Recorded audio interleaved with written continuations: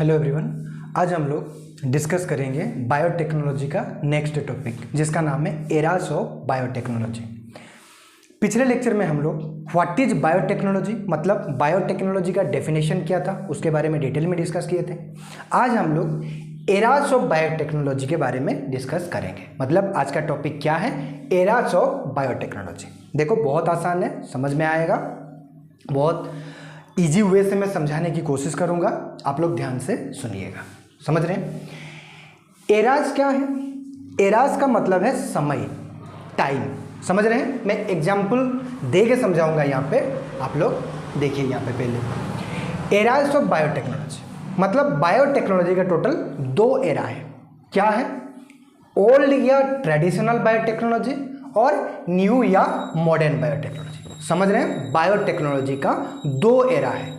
Eras का मतलब मैंने क्या बताया? समय। तो समय के हिसाब से हम लोग बायोटेक्नोलॉजी को 2 एरा में डिवाइड कर सकते हैं, ओल्ड या ट्रेडिशनल बायोटेक्नोलॉजी और न्यू या मॉडर्न बायोटेक्नोलॉजी। समझ रहे हैं? एराज को समझाने के लिए मैं यहाँ पे एक एग्जाम्पल दूंगा आपको और आप लोग समझने की कोशिश करिएगा, आसान है। देखिए हम लोग एग्जाम्पल लेते हैं ट्रांसफर ऑफ मैसेज का।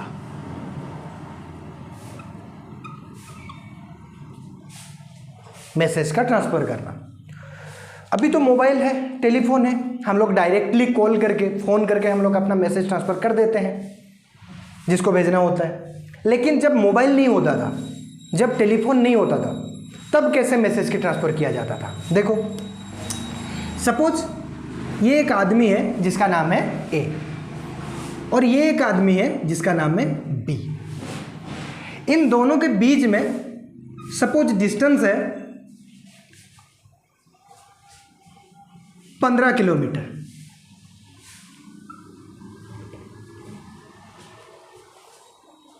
समझ रहे हैं? नहीं तो 25 कर लो।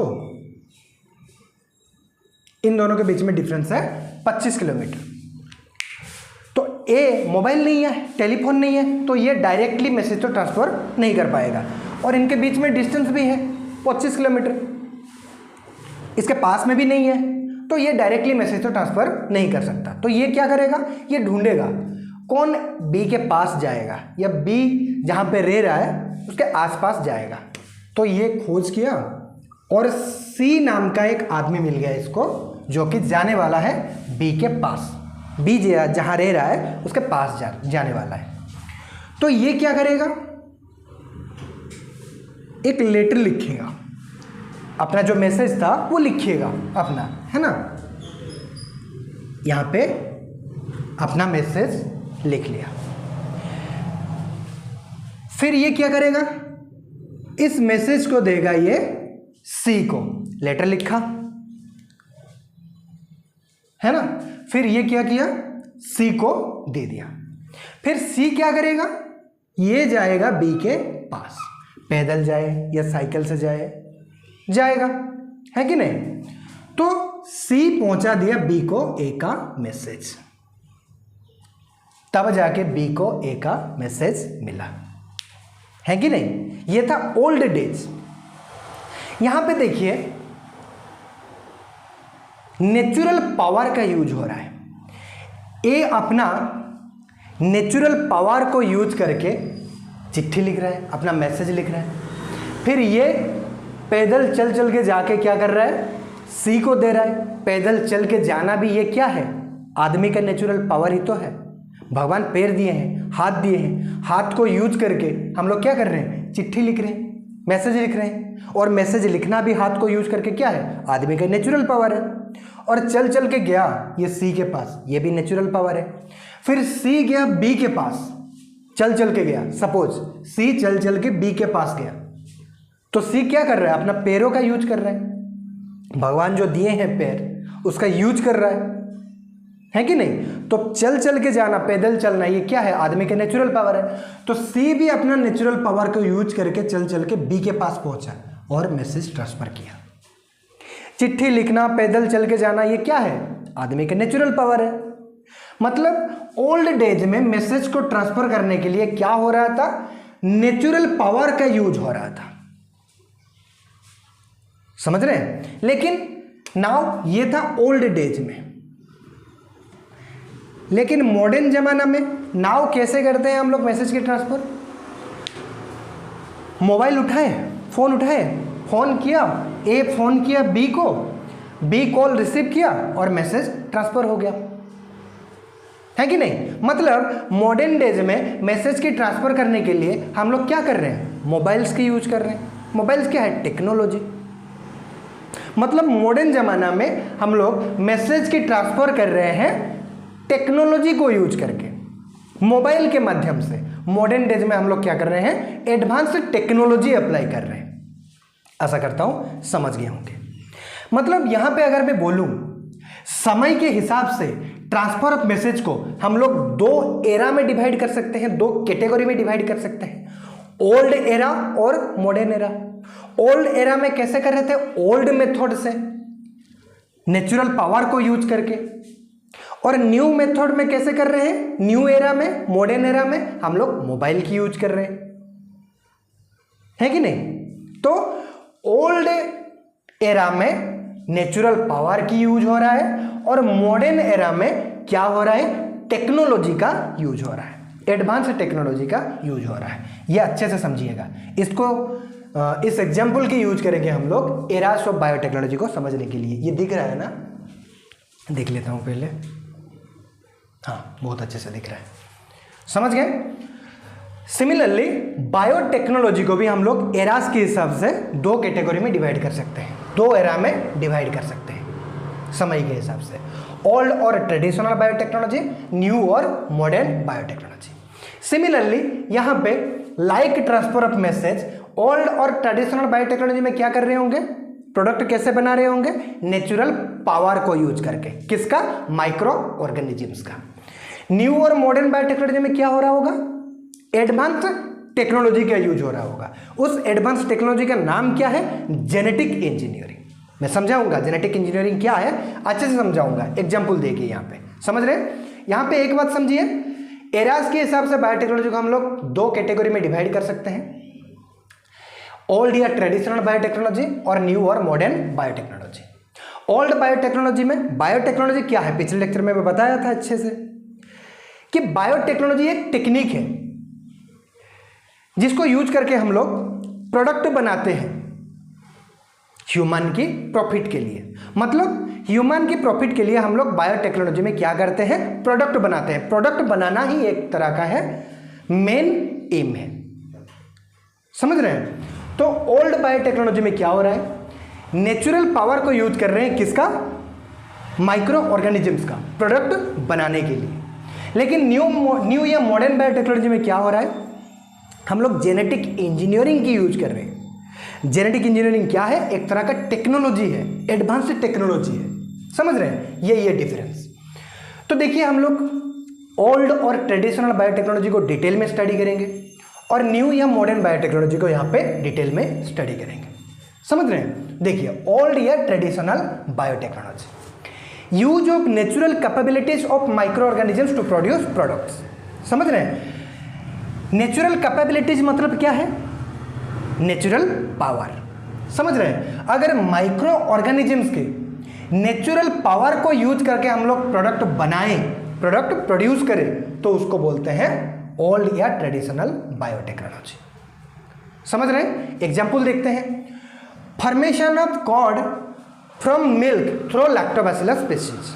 पिछले लेक्चर में मैं बताया था अच्छे से, मिल्क से कॉर्ड कैसे बनाते हैं। मिल्क को पहले गर्म कर लेते हैं, जैसे कि जितने भी बैक्टीरिया हो वहाँ पे, जितने भी हार्मफुल माइक्रो ऑर्गेनिजम्स हो, अदर माइक्रो ऑर्गेनिजम्स हो, वो मर जाए। फिर उस गर्म किया गया मिल्क को क्या करते हैं? ठंडा करते हैं। फिर उस पर क्या करते हैं? जो पुराना दही रहता है, पुराना कॉर्ड रहता है, उसको मिलाते हैं। ओल्ड कॉर्ड में जो पुराना दही रहता है उसमें क्या रहता है? Lactobacillus bacteria, lactobacillus species. और लैक्टोबैसिलस बैक्टीरिया उस मिल्क में जाकर के क्या करता है? लैक्टिक एसिड प्रोड्यूस करता है। और वो लैक्टिक एसिड क्या करता है? मिल्क में जो प्रोटीन होता है उसको पार्शियली डाइजेस्ट कर देता है, जिसके वजह से मिल्क प्रोटीन का कोआगुलेशन हो जाता है। और मिल्क प्रोटीन का कोआगुलेशन हो जाने से क्या होता है, एक डेंस मटेरियल फॉर्मेशन हो जाता है। पूरा मिल्क क्या हो जाता है, एक डेंस मटेरियल में कन्वर्ट हो जाता है, और उस डेंस मटेरियल को हम लोग क्या बोलते हैं, कॉर्ड। आशा करता हूं समझ गए होंगे। तो पहला एग्जांपल क्या है ओल्ड या ट्रेडिशनल बायोटेक्नोलॉजी का, मिल्क से कॉर्ड बनना लैक्टोबैसिलस स्पीशीज के हेल्प से। समझ रहे हैं, यहां पे देखिए ये मिल्क था, इसको गर्म किया, फिर ठंडा किया, कॉर्ड मिलाए, फिर कॉर्ड में जो लैक्टोबैसिलस स्पीशीज था, लैक्टोबैसिलस बैक्टीरिया था, वो क्या कर रहा है, लैक्टिक एसिड प्रोड्यूस कर रहा है, और उस लैक्टिक एसिड के द्वारा क्या होता है, ये पूरा मिल्क एक डेंस मटेरियल में कन्वर्ट हो जा रहा है। उस डेंस मटेरियल को हम लोग बोल रहे हैं कॉर्ड। और कॉर्ड क्या करता है, ये ह्यूमन के प्रॉफिट करता है, ह्यूमन सर्विसेज करता है, ह्यूमन के बेनिफिट करता है। समझ रहे हैं, उसका न्यूट्रिशन क्वालिटी बहुत अच्छा होता है, ये मैं बता चुका हूं पिछले लेक्चर में भी। समझ रहे हैं। तो यहां पे जिस स्पीशीज का यूज किए हम लोग, लैक्टोबैसिलस, वो क्या है, एक तरह का माइक्रो ऑर्गेनिज्म है, और लैक्टोबैसिलस का लैक्टिक एसिड प्रोड्यूस करना, ये क्या है, लैक्टोबैसिलस बैक्टीरिया का नेचुरल पावर ही तो है। समझ रहे हैं। तो लैक्टोबैसिलस बैक्टीरिया का हम लोग नेचुरल पावर को यूज किए यहां पे मिल्क से कॉर्ड बनाने के लिए। समझ रहे हैं। तो ये किसका एग्जाम्पल हो जाएगा, ओल्ड या ट्रेडिशनल बायोटेक्नोलॉजी का एग्जाम्पल होगा। Similarly production of wine, bread by saccharomyces cerevisiae. Saccharomyces cerevisiae क्या है, ये भी एक माइक्रो ऑर्गेनिज्म है, ईस्ट है। समझ रहे हैं। तो हम लोग जो वाइन और ब्रेड प्रोड्यूस करते हैं, किसके हेल्प से करते हैं, सैक्रोमाइसिस सेरेविसिस के नेचुरल पावर को यूज करके। तो ये भी क्या हो गया, ओल्ड बायोटेक्नोलॉजी का कैटेगरी हो गया। आशा करता हूं समझ गए होंगे। तो ध्यान देके सुनिएगा, ओल्ड या ट्रेडिशनल बायोटेक्नोलॉजी को हम लोग में क्या करते हैं, नेचुरल पावर को यूज करते हैं। ये था 2 एग्जाम्पल। फिर आए न्यू और मॉडर्न बायोटेक्नोलॉजी। न्यू या मॉडर्न बायोटेक्नोलॉजी मतलब यहाँ पे टेक्नोलॉजी का यूज होगा, और उस टेक्नोलॉजी का नाम क्या है, जेनेटिक इंजीनियरिंग। समझ रहे हैं। देखिए यूज ऑफ जेनेटिक इंजीनियरिंग, और जेनेटिक इंजीनियरिंग को एक तरह से हम लोग रिकॉम्बिनेंट डीएनए टेक्नोलॉजी भी बोल सकते हैं, हालांकि एक डिफरेंस होता है, मैं बताऊंगा आगे। जेनेटिक इंजीनियरिंग या रिकॉम्बिनेंट डीएनए टेक्नोलॉजी को यूज करते हैं हम लोग प्रोडक्ट बनाने के लिए न्यू या मॉडर्न बायोटेक्नोलॉजी में। समझ रहे हैं। और जेनेटिक इंजीनियरिंग क्या है, एक तरह का टेक्नोलॉजी ही है। समझ रहे हैं। और ये क्या है, देखिए इसका एग्जाम्पल है ह्यूमन इंसुलिन जीन ट्रांसपोर्ट इन E coli. Human insulin gene को ट्रांसफर करते हैं हम लोग ई कोलाई में, किस लिए, ह्यूमन इंसुलिन को बनाने के लिए। पिछले लेक्चर में मैं डिटेल में बताया था आपको, आप लोगों को, है ना। क्या करते थे, डायबिटिक पेशेंट को ठीक करने के लिए हम लोग जो इंसुलिन लाते थे, डायबिटीज में क्या होता है, ब्लड शुगर लेवल बढ़ा हुआ होता है। ब्लड शुगर लेवल को नॉर्मलाइज करने के लिए या डिक्रीज करने के लिए हम लोग क्या करते हैं, इंसुलिन कहाँ से लाते थे, ओल्ड डेज में पहले काऊ और पिग को किल करते थे, स्लॉटर करते थे स्लॉटर हाउस में, फिर उनमें से निकालते थे इंसुलिन, फिर उनका प्यूरिफाई करके क्या करते थे, डायबिटिक पेशेंट में यूज करते थे, जिसकी वजह से बहुत साइड इफेक्ट्स भी देखने को मिलता था। लेकिन नाउ डेज में क्या करते हैं हम लोग, मैं बताया था पहले भी पिछले लेक्चर में, ह्यूमन से इंसुलिन जीन निकालते हैं, फिर उसको इंट्रोड्यूस करते हैं ई कोलाई में, तब जाके ई कोलाई में क्या होता है, ह्यूमन का इंसुलिन प्रोड्यूस हो जाता है। फिर उस ई कोलाई से हम लोग इंसुलिन को आइसोलेट करते हैं और प्यूरिफाई करके उसको यूज करते हैं। यही तो था। समझ रहे हैं। तो इसका एग्जाम्पल हो जाएगा ह्यूमन इंसुलिन जीन को इंट्रोड्यूस करना, ट्रांसफर करना, किसमें, ई कोलाई में। समझ रहे हैं। तो देखिए ये एक ह्यूमन है, इस ह्यूमन से हम लोग निकाले हैं ह्यूमन इंसुलिन जीन, और इस ह्यूमन इंसुलिन जीन को हम लोग इंट्रोड्यूस कर रहे हैं कहाँ पे, ई कोलाई में। ये क्या है, एक ई कोलाई में। तो यहाँ से जीन निकाले ह्यूमन से, और इस जीन को हम लोग इंट्रोड्यूस किए ई कोलाई में। समझ रहे हैं। फिर ई कोलाई में ह्यूमन इंसुलिन जीन क्या करेगा, जीन का काम क्या है, वो अपने आप को एक्सप्रेस करके अपना रिस्पेक्टिव प्रोडक्ट बनाएगा। समझ रहे हैं, रिस्पेक्टिव प्रोटीन बनाएगा। तो ये human insulin gene E coli के अंदर जाके अपने आप को एक्सप्रेस करके क्या बना लिया, ह्यूमन इंसुलिन। क्योंकि ये इंसुलिन जीन था, ये बनाएगा क्या, ह्यूमन इंसुलिन बनाएगा प्रोडक्ट में। समझ रहे हैं। तो ई कोलाई में क्या बन गया, ह्यूमन का इंसुलिन बन गया। ये ई कोलाई का इंसुलिन नहीं है, पहले ई कोलाई में इंसुलिन नहीं बनता था, ह्यूमन के इंसुलिन जीन को इंट्रोड्यूस किए यहाँ पे, तब ये ह्यूमन इंसुलिन जीन से बना है ह्यूमन इंसुलिन। समझ रहे, ये क्या है, ह्यूमन इंसुलिन है। फिर ई कोलाई से हम लोग क्या करते हैं, ह्यूमन इंसुलिन को आइसोलेट करते हैं, प्यूरिफाई करके डायबिटिक पेशेंट में, डायबिटिक ह्यूमन में यूज करते हैं, तब वो ठीक होता है, क्योर होता है। तब कोई साइड इफेक्ट भी देखने को नहीं मिलता है, किसी तरह का एलर्जिक रिएक्शन देखने को नहीं मिलता है, और काऊ पिग को स्लॉटर करने से भी हम लोग बच जाते हैं, जीव हत्या से भी बच जाते हैं। समझ रहे? तो यहाँ पे देखो हम लोग ई कोलाई के अंदर ह्यूमन इंसुलिन को बनाने के लिए, प्रोडक्ट को बनाने के लिए क्या किए हैं, जेनेटिक इंजीनियरिंग क्या यूज किए हैं। मतलब ह्यूमन क्या है, एक ऑर्गेनिज्म है, ई कोलाई क्या है, एक ऑर्गेनिज्म है। ह्यूमन से जीन निकलना मतलब एक ऑर्गेनिज्म से कोई चीज निकालना और निकाल करके किसी दूसरे ऑर्गेनिज्म में इंट्रोड्यूस करना, ट्रांसफर करना, ये क्या है, जेनेटिक इंजीनियरिंग है। ह्यूमन क्या है, एक ऑर्गेनिज्म से, ई कोलाई क्या है, एक ऑर्गेनिज्म से। तो यहां पे हम लोग क्या कर रहे हैं, प्रोडक्ट बनाने के लिए, ह्यूमन इंसुलिन बनाने के लिए एक ऑर्गेनिज्म से हम लोग जीन निकाल रहे हैं और उस जीन को दूसरे ऑर्गेनिज्म्स में इंट्रोड्यूस कर रहे हैं। मतलब एक ऑर्गेनिज्म से कोई चीज निकाल करके दूसरे ऑर्गेनिज्म्स में ट्रांसफर कर रहे हैं, मतलब जीन निकाल करके ट्रांसफर करते हैं। इसको बोलते हैं जेनेटिक इंजीनियरिंग। एक ऑर्गेनिज्म से जीन निकालो और दूसरे ऑर्गेनिज्म्स में ट्रांसफर करो, इसको बोलते हैं जेनेटिक इंजीनियरिंग। इंजीनियरिंग मतलब समझ रहे हैं ना, इंजीनियरिंग क्या है, बहुत तरह का मशीन्स है, कोई मशीन्स ठीक है, कोई मशीन्स खराब हो गया है, तो खराब वाले मशीन से कुछ चीज़ें निकाल के हम लोग नए वाले मशीन्स में डालते हैं। मतलब एक मशीन से कुछ निकाल करके दूसरे मशीन्स में डालते हैं, इसको क्या बोलते हैं, इंजीनियरिंग। इंजीनियरिंग यही तो है, यहाँ से कुछ निकालो वहाँ डालो, वहाँ से कुछ निकालो यहाँ डालो, चीज़ों का ट्रांसफर करके रिपेयर करो मशीन्स को, ये क्या है, इंजीनियरिंग है। तो यहाँ पे भी हम लोग यहाँ से निकाल करके किसी दूसरे ऑर्गेनिज्म्स में दे रहे हैं, मतलब एक ऑर्गेनिज्म से निकाल रहे हैं दूसरे ऑर्गेनिज्म पे डाल रहे हैं, ये क्या कर रहे हैं, इंजीनियरिंग ही तो कर रहे हैं। लेकिन यहाँ पे इंजीनियरिंग जीन लेवल पे हो रहा है, जेनेटिक लेवल पे हो रहा है। आशा करता हूँ समझ गए होंगे। यहाँ पे जो निकाल रहे हैं चीज़ दूसरे ऑर्गेनिज्म्स पे डाल रहे हैं, वो चीज़ क्या है, जीन है। मतलब क्योंकि यहाँ पे हम लोग जेनेटिक लेवल पे इंजीनियरिंग कर रहे हैं, इस प्रोसेस को बोला जाता है जेनेटिक इंजीनियरिंग। आशा करता हूँ समझ गए होंगे। समझ रहे हैं, जेनेटिक इंजीनियरिंग मतलब क्या, engineering in gene level, gene level पे, जेनेटिक लेवल पे इंजीनियरिंग हो रहा है यहाँ पे प्रोडक्ट बनाने के लिए, इसीलिए इसको बोलते हैं जेनेटिक इंजीनियरिंग। आशा करता हूँ समझ गए होंगे। तो ये जो एग्जाम्पल मैं बताया पहले, उस एग्जाम्पल को यूज करके मैं आपको यहाँ पे बताया। आशा करता हूँ समझ गए होंगे।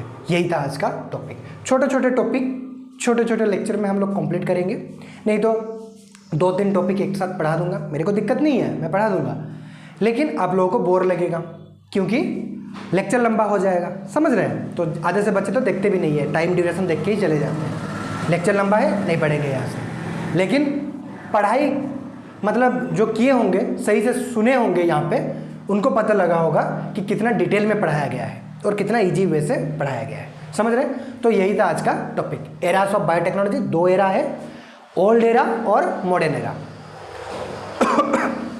ओल्ड एरा में नेचुरल पावर की यूज किया जाता था प्रोडक्ट बनाने के लिए, और न्यू एरा में क्या करते हैं, जेनेटिक इंजीनियरिंग की यूज करते हैं। जेनेटिक इंजीनियरिंग क्या है, एक तरह का टेक्निक्स है, एडवांस टेक्निक्स है। आशा करता हूँ लेक्चर पसंद आया होगा। Thank you.